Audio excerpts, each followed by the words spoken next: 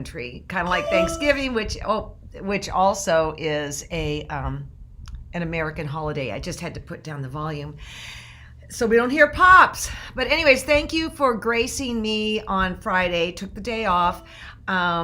It was just great to be able to let go of things. I got to go see my mom, and I took a little American flag and taped it to her wheelchair.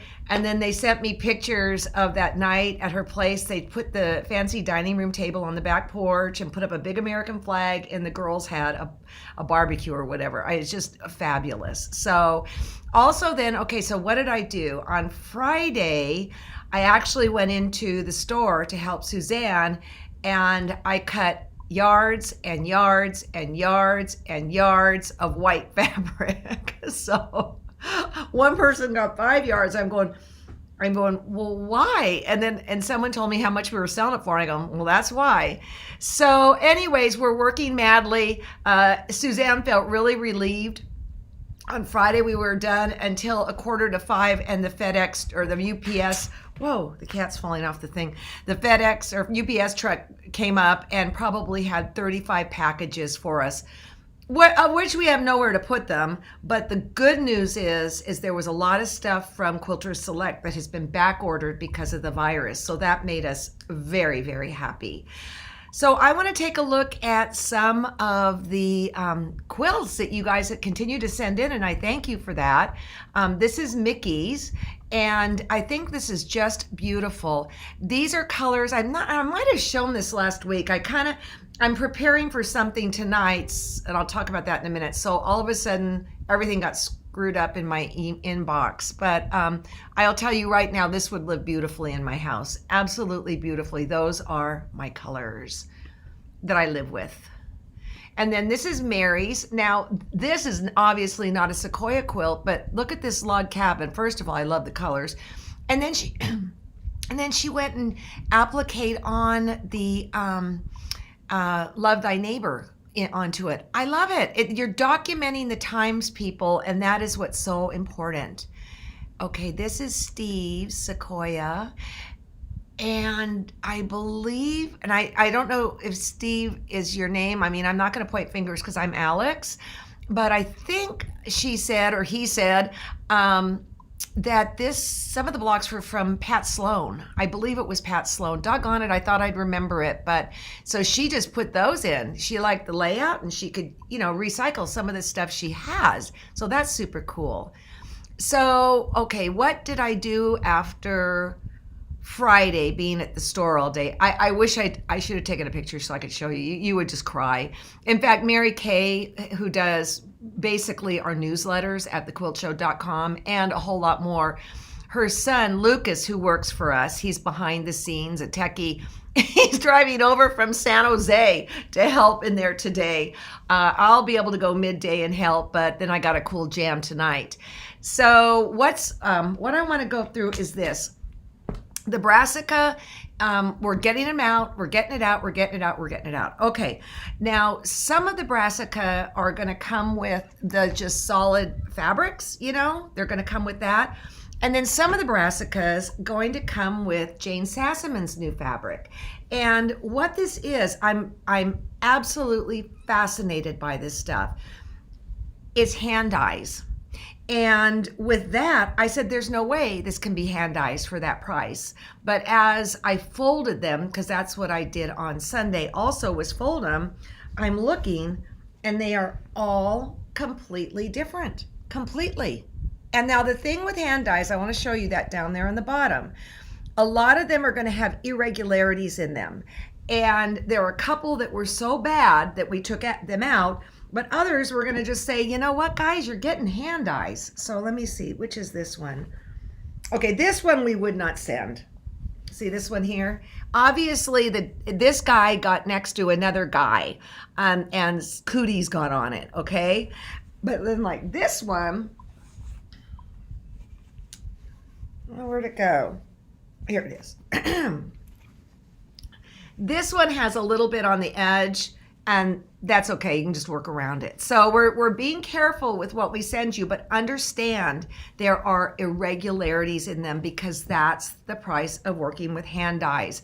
And again, I couldn't believe that they really were hand dyes. So I believe you'll be some of the first people on the planet getting this, because we weren't even allowed to ship until July 1st. So yeah, pretty cool, huh? That said, somebody else emailed me or whatever this morning and said, I just got my fabrics. Remind everybody to pre-wash. And as I said, if you're doing like with the solids, I would certainly make sure that this doesn't run or the red doesn't run. But with hand dyes, I would separate them into lights and darks, put some of those color catchers in there and wash them, because even if this ran clear wherever the heck they were made, their water is different than your water. So please, please, please test them, at least test them, or wash them in your washing machine with color catchers. And again, don't put the yellows in with the reds and stuff like that. Don't do that. At least segregate them into lights and darks. It'll be interesting to see what your color catchers come up with. I would be very interested in knowing that. Okay, so the other thing I did was, oh yeah, I started working with her, and I haven't named her yet. I did straight line quilting on it, which was lovely. She is a very different beast than my other Bernina. Very, very different. So they kept saying, oh, it's so easy, it's so easy.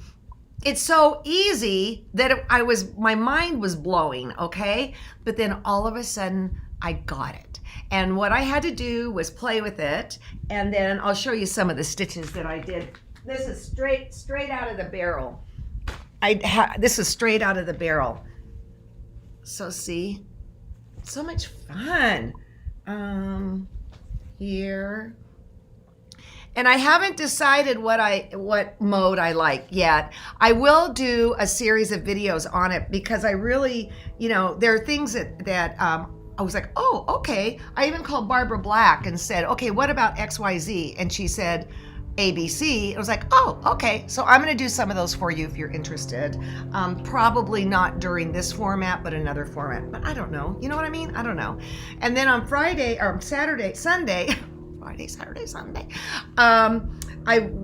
did a sew along with my girlfriends, and I continued to work on this silk piece, having an absolute ball. This is the one I did yesterday, and I'm working with metallic threads that can really be boogers, but boy, it can really add something to the equation. The background of this are silks from a decorator swatch book. And then I layered some organzas on top using my Aplaweb Plus to get layers like right here. It's real easy to stitch through. So tonight I'm jumping into something new, and I will be here to report it on Wednesday. I am going to be doing a guild in upstate New York, okay, in Syracuse, Quilt North. And it's going to be via Skype.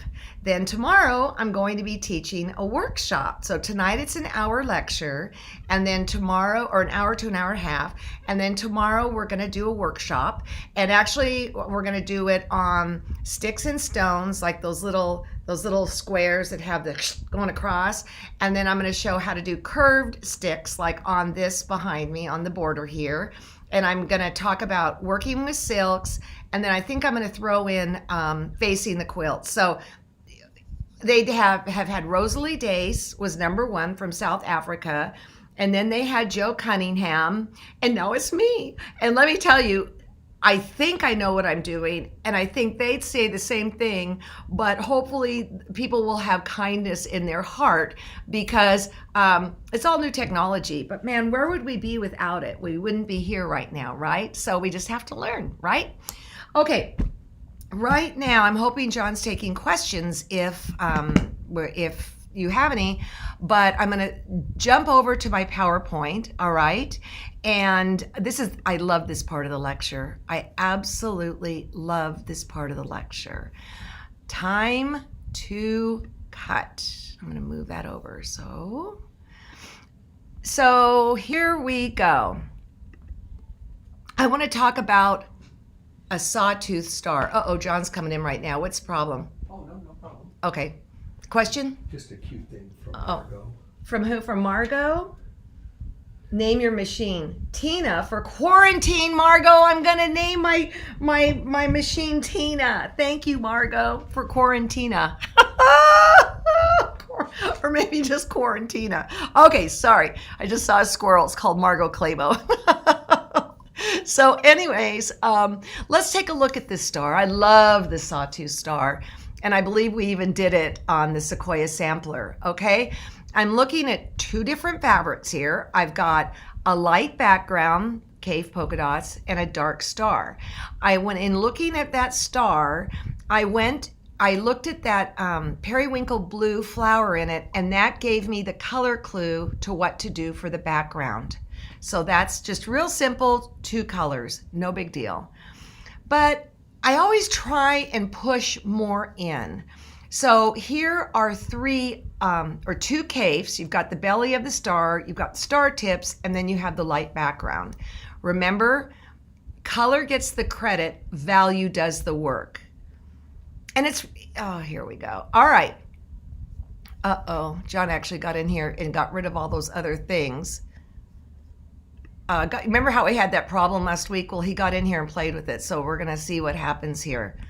Okay, so, we got the two on the left that have light backgrounds. So what about a dark background? That's pretty smashing, if you ask me. You can see I fussy cut the center, and these are all cave fabrics too. And now I've got, again, 3 fabrics, just like the one above. Oh, John. Oh, you gotta love him. Okay, so now I thought, okay, let's see how many fabrics we can push into this thing. So we have gotten, I can't put it in presenter mode, and I realized what you guys were saying last week. Okay, so here we go. You got the center, which is 1 fabric, okay? Then you've got 8 stars, so that's 8 points, so that's 9. And then you have 2 backgrounds, 10, 11. But pay attention to the value, right? You do not want to change the value up in the background. So let's take a look at these. Yeah, those look pretty good together, I'd say, okay? So also, if you kind of just cover the bottom left-hand star with your hand, it goes flat. The other 3 stars, while they're happy and perky, the quilt goes flat. If you leave in the one with the dark background, it helps bring dimension to the whole thing. So that's why oftentimes when I work, you will see there's some with dark backgrounds and some with light backgrounds. Speaking of value, when we look at the star on the left, what do you see? You just see a big fat square jumping out at you. And that's because the value is jacked up on this. I would have been better pressed to put that center as outside star tips, and then it would have read more like a star. But on the right-hand side, by just replacing it with something that was of equal value to the star tips, it's gonna work. Now remember, if you have a hard time seeing value, that's why you got your cell phone. Take a picture and then edit it in black and white, and it will show you exactly how the value's going. Whoa, what happened here? Okay, so this is just a hot mess, all right? And it's because the value is not there. However, if you make a quilt like a block like this, it's not the end of the world. There are ways you can make it work. I wouldn't want a whole quilt out of this. I'd have to take anti-nausea medicine or something like that. So, okay, here is a quilt that I made called Tawanda.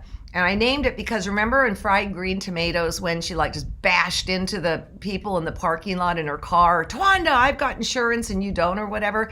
This is kind of an in-your-face quilt, I think you could say. I collected fabric for a couple of years that was fruit that you might find in my grandpa's orchard. So there's cherries, there's apples, And then, he'd have a strawberry patch, he'd have a vegetable patch. So I just collected all these wacky fabrics, and a lot of people gifted it to me, okay? By the way, the border is pieced. That's not fabric. I have no idea what I was smoking that day. But look at this. It's a fun quilt, yay. But if you look carefully, oh, he did screw it up. Okay, I gotta move it over. There we go. One more, and up, there. That's a horrible block, just horrible. And again, the value, it's just a mess. I would have thought the orange would have been fine against the black, but the orange has a lot of dark colors in it and the black has those carrots in it, so it's a big fat mess. But if I can go backwards, no, I can't, but it's okay. It's been buried in the bottom. Yeah, I can by doing this. It's been buried in the bottom row. See it? Third over from the left. It's just, it doesn't matter. It's okay. We can live with that. So here we go. I'm talking about that tool again that most of you have because I've filled those orders. This is what I've used to do my scrap quilts. I just love it. Here we go. Oh, I went way too far back. Okay. Boy, let's just hope this doesn't happen tonight, right? So let's take a look at the inside of that block tool if you don't have it. Basically, it gives you 110 blocks and 5 different cutting sizes, so you don't have to think, okay? I love it, but my guess is most of you have this by now. It's just I'm reaffirming how much I love this crazy little book that I did not write, okay? So now basically, there's 2 kinds of blocks in the world. All right, this is the first kind. What it is that, well, let's take the star. If I turn it 45 degrees, nothing's gonna happen. It remains static, all of those. If I turn it 45 degrees, it's gonna be the same, all right? So when I'm working with a block like this, it can become sometimes rather repetitive. So this was the Friendship Star, 6-inch. And if I did all of those 6-inch stars and put it together, it would really be a black quilt, in my humble opinion. I can talk that way because it is my quilt. So what you've got going on here is when I look at that star, what is the most prominent component of that star? Well, it would be the half square triangle, right? And so I started making a bunch of half square triangles that finished at 2 inches because it is a 6-inch star. And so I know it will fit together. And then I started making some flying geese. Now because, I'm sorry, I think they're called pinwheels in America. I think they're called pinwheels all over the world. Pinwheel blocks using those half square triangles.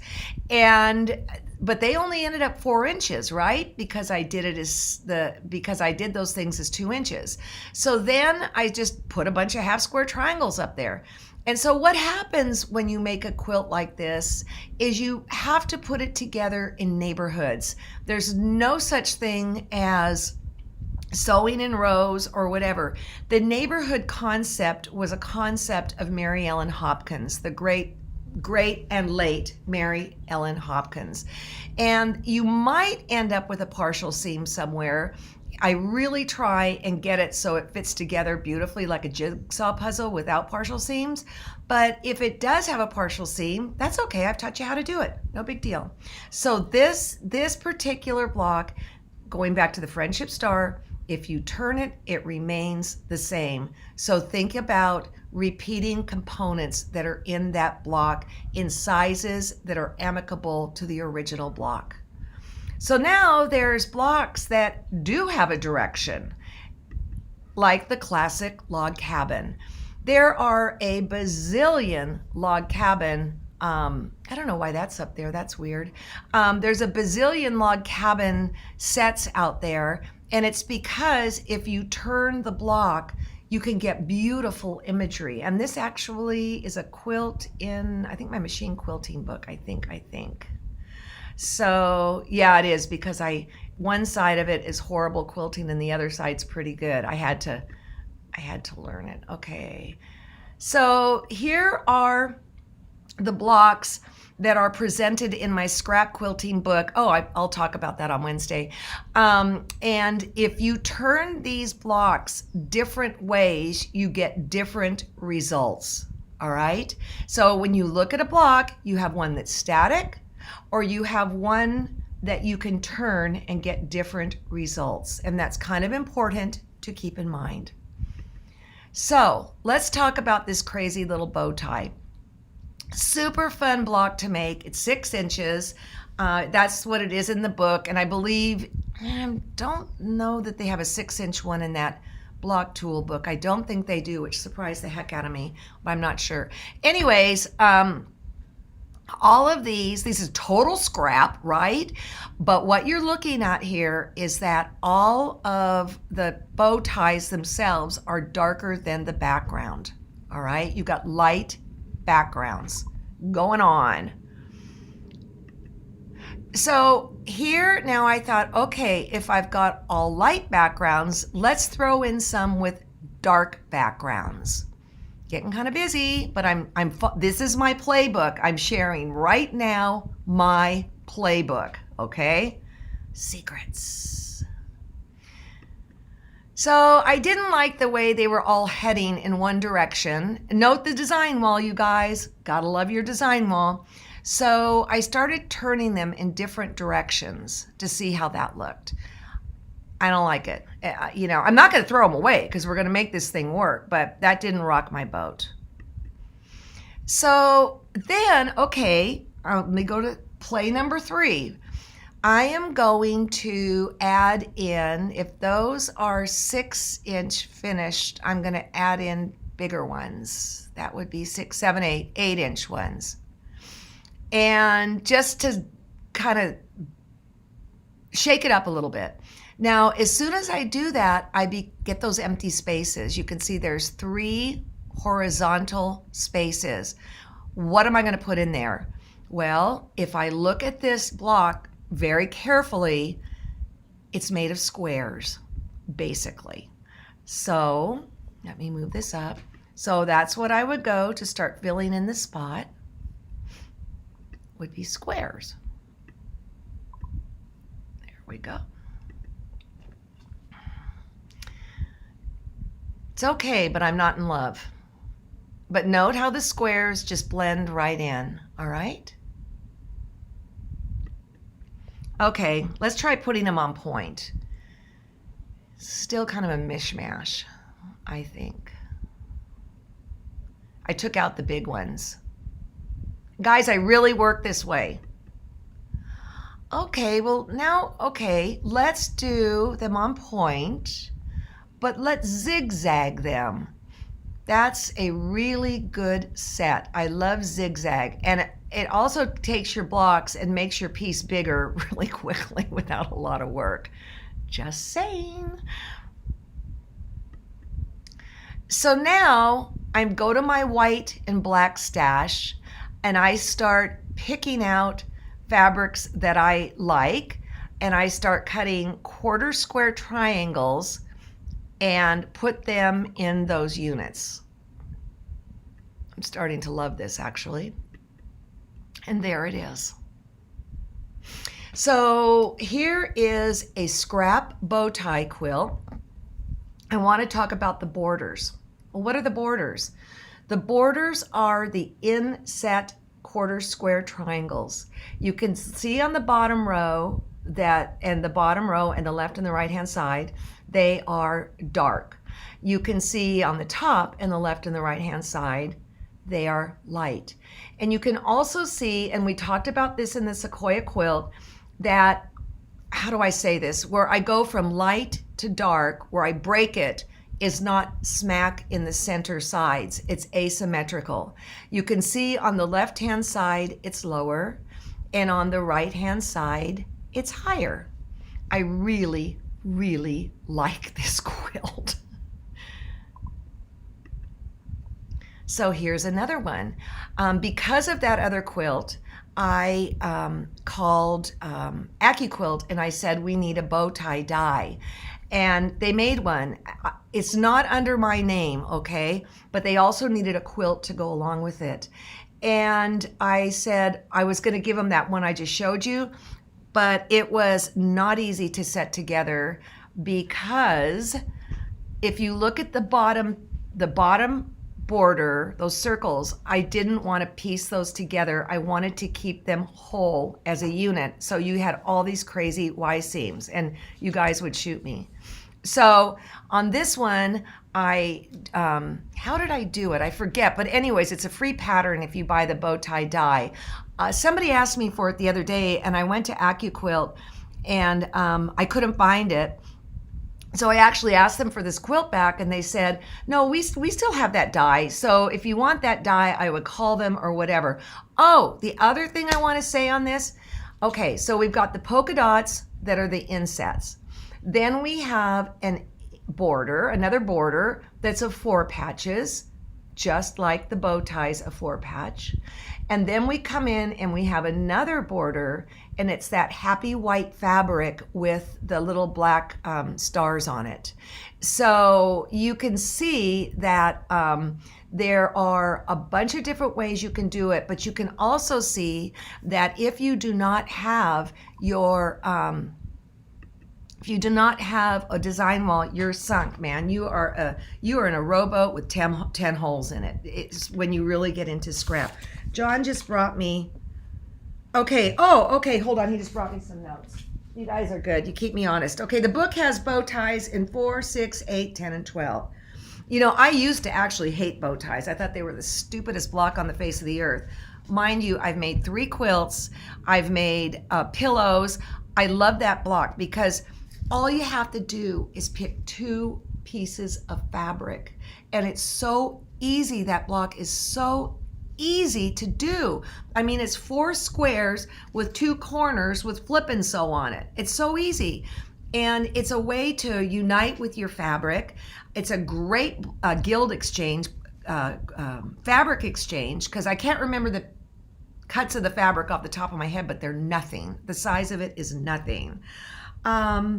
You seem to do a lot of 6-inch blocks. Why? I do. I really like that size. It gives me more fabric to play with because there's more situations going on within the quilt. Also, here's a dirty little secret. I don't do bed quilts. And so my quilt, if it makes up to 60 inches, I got something going on. If I were doing 8-inch or 10-inch or 12-inch, it would become massive. Now, never say never, because maybe I will do a quilt sometime that just has, 4 18-inch blocks, but I am drawn to 6-inch blocks. I just am. I think they're sweet. Do you know how big our new quilt will be? No, I do not, Sharon, because I don't know what I'm making. It's a mystery quilt. What we're going to be doing here, you guys, you can make yours, Sharon, as big as you want. You can make it as big as you want. I just went through a process with you right now, and that's what I'm going to take you through with our cave class, is the process. I don't know how it's going to end up. Maybe the next quilt we do as a group, you will know, but in this case, we don't. Okay, Diane, name of the pen that you sell at Quilters Select. It's called, you can get it at thequiltshow.com, and I don't know its official name. I think it's called like the erasable pen or something like that. And I will show you this right here on this thing I was showing you. I marked, let's take a look at the one I was working on yesterday. I marked it yesterday. There's the purple. If I want to get rid of it, I can use the white side of the pen and just get rid of it, or this will be gone in a couple days because I used my tool from college with it too. So I use that. I love that pen.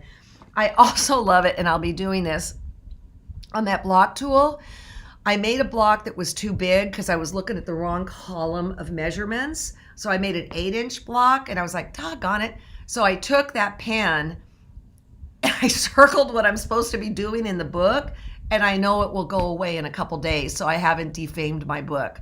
I thought that was pretty. That was using my kidneys, man. Oh, it's called the Select Self-Erase Marker. Thank you, Kathy. I appreciate that. So wish me luck. for tonight. And what's the name of the glue pen? It's a Quilter Select glue. It's right here. Quilter Select fabric glue stick, and it's a clone of Charisma. It's yellow. Okay. Ooh, I gotta give that a bath. It's really good stuff. Really, really, really good stuff. The fabric bundle is sold out. What we're doing is this, you guys.